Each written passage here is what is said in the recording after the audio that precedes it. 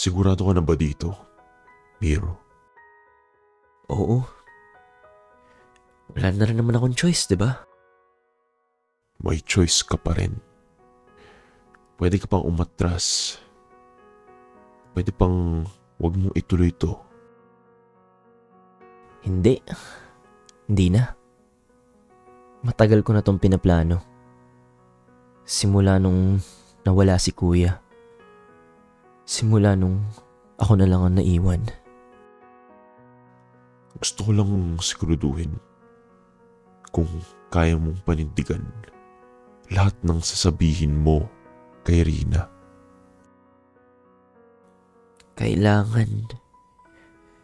Kasi kung hindi, habang buhay ko siya lolokohin.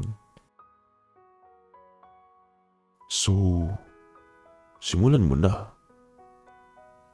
Para pagharap mo sa kanya, buo ka.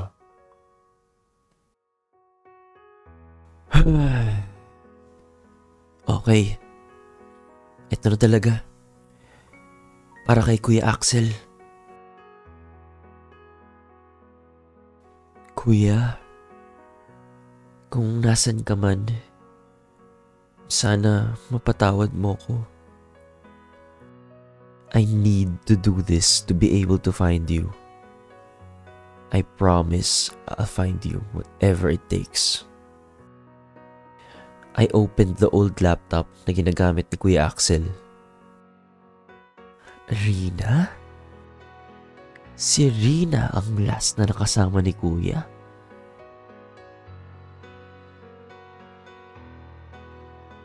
Anong kinalaman ni Miro dito?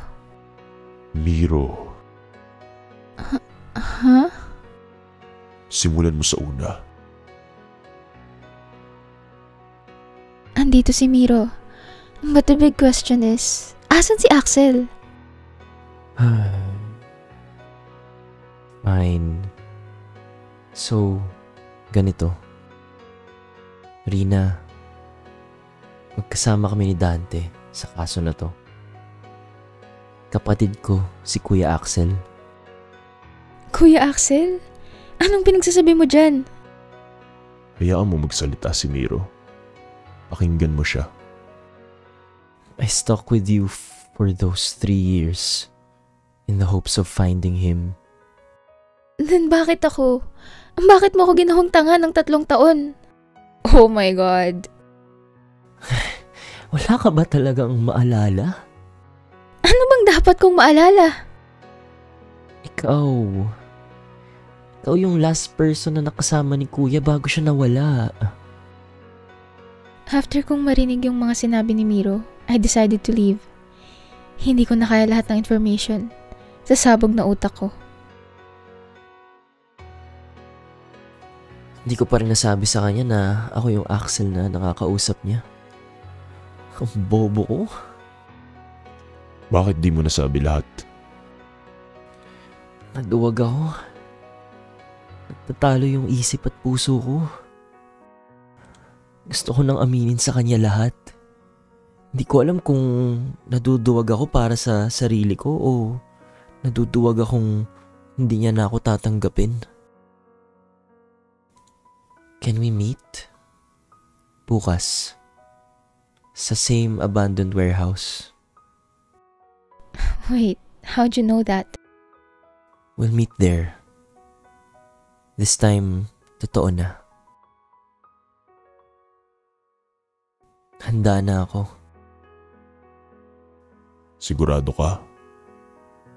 Sa oras na makita ka ni Rina, wala nang atrasan. Gusto kong makita niya ako. Bilang ako. Hindi na bilang si Axel. Kahit masaktan siya? Mas masasaktan siya kung hindi niya malalaman ang totoo. Okay. Pero tandaan mo, Miro. Hindi mo to pwedeng bawiin. I know. So, lalabas ka na naman. Oo, may kita ako. At kailangan ko siyang makita. Sino? Si Axel. Wait, what? As in finally? Yun ang sabi niya. Rina, sigurado ka ba? Hindi. Pero kailangan ko ng closure, Barbs.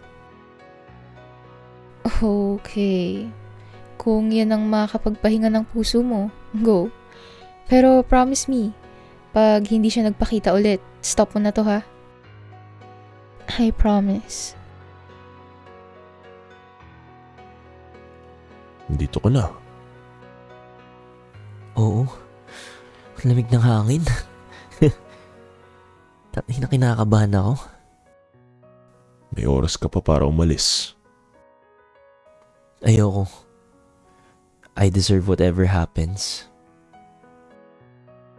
Nasa likod lang ako kung sakaling kailangan mo ko. Salamat, Kuya Dante. Hello? Axel? Walang sumagot. Hangin lang ang naririnig.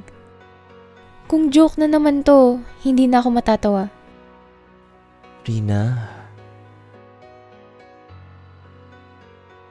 Bakit nandito si Miro? Ano na naman sasabihin niya? Miro? Oo. Ano na naman, Miro? Hindi na ako natutuwa. Akala ko si Axel lang makikita ko. Ba't nandito ka na naman? Rina, I'm sorry. Ako yung kausap mo. I pretended to be Kuya Axel. Nag-hope ako na baka pag ginawa ko yun, maalala mo ang lahat. Huh? Simula pa lang, ako na yun. Ako ang Axel na ka-chat mo for 3 years. Hindi. Hindi pwede. Hindi mo to pwede magawa sa akin. Rina, please. Let me explain. Explain what, Miro? 3 years? 3 taon mo akong niloko. Hindi ko intensyon na saktan ka. Akala ko nun ginagawa ko yun para kay Kuya. Para mahanap ko siya. Hindi ko kasi kayang mawala siya, pero nangyari. Hindi siya mawala. Ako yung nawalan ng 3 taon, Miro. Inaksaya mo yung 3 taon ko. I know, and nagsisisi ako araw-araw. Bakit mo nagawa to? Sa dinami-rami ng pwede mong gawin. Bakit ito? Totoong minahal kita, Rina. Hindi mo ko mahal. Niloko mo ko. Pinaniwala mo kong buhay pa si Axel. Na ikaw si Axel. Pinaniwala mo kong totoo siya. Dahil totoo naman yung feelings. Lahat ng sinabi ko, lahat ng ginawa ko bilang Axel. Ako yun. Hindi ko ginamit lang yung pangalan niya. Nilagay ko yung puso ko sa lahat-lahat. Pero hindi mo pa rin ako pinili as ikaw. Hindi ba? Bakit hindi mo sinabi na ikaw si Miro? Dahil alam kong hindi mo rin ako mamahalin kung hindi ako si Kuya Axel. What do you mean? Rina. Sa totoo lang, gusto ko siyang makilala. Yung Axel na nasa isip ko. Yung Axel na pinanghawakan ko. Hanggang ngayon, wala ka pa rin talagang maalala? Kilala mo si Kuya Axel. Oo. Kaya please, just tell me the truth. Gulong-gulo na ako. The truth is, there's a big possibility na ikaw yung dahilan kung bakit nawawala siya until now. I told you last time na ikaw yung last person na nakasama niya bago siya nawala. Na maybe ikaw yung reason.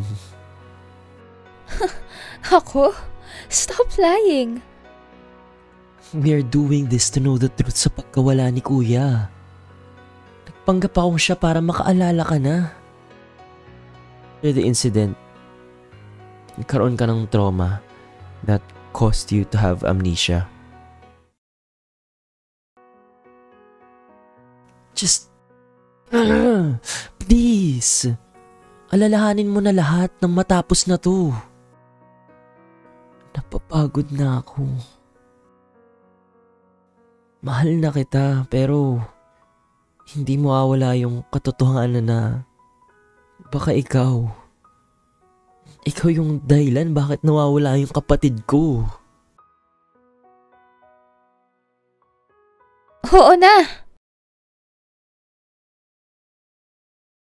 Gusto mo ba makita yung next part? Click mo lang yung join sa tabi ng subscribe.